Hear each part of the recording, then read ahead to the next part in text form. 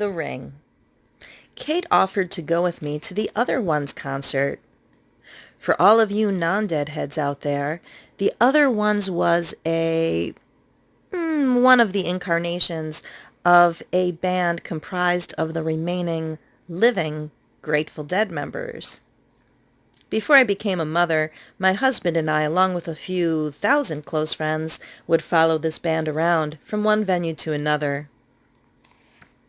My wonderful girlfriend Kate, who had never even remotely been exposed to this scene, agreed not only to go with me, but also to do the driving. It was a dream come true. We went with bells on, literally, and Kate was wearing a toe ring. During our drive, Kate shared memories of her old boyfriend Burt. She was wistfully remembering him, and although sad about his death, she was happy to have shared so much of his life. Synchronistically, Kate and I ran into a mutual friend of hers and of Burt's at the concert. The friend was also speaking of Burt and remembering him. Kate commented on how interesting that Burt was thought of and talked about so much that day. Much later, we discovered a connection.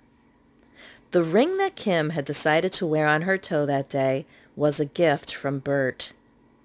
When they had been dating, Burt gave her that ring at a carnival. It meant the world to him when she accepted it. But Kate didn't really give it much thought.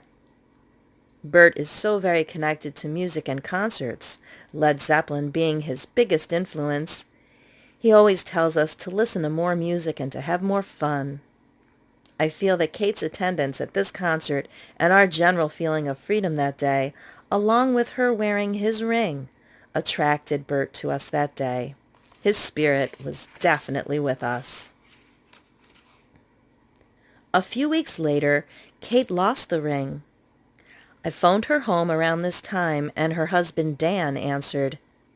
Dan was also a good friend of Burt's, and although he didn't sit in on all of our seances, he did attend some with Burt.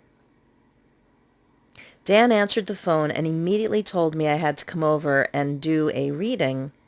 Burt's been around lately, he said. So I set up a session for that evening at their home. As we sat, Burt, through me, asked Kate about the ring and why she wasn't wearing it. She explained that she lost it again.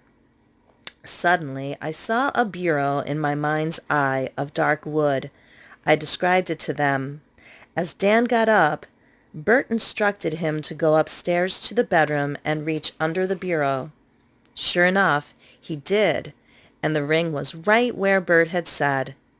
As soon as Dan handed it to me, Burt, through me, handed it to Kate, saying, "Please wear it."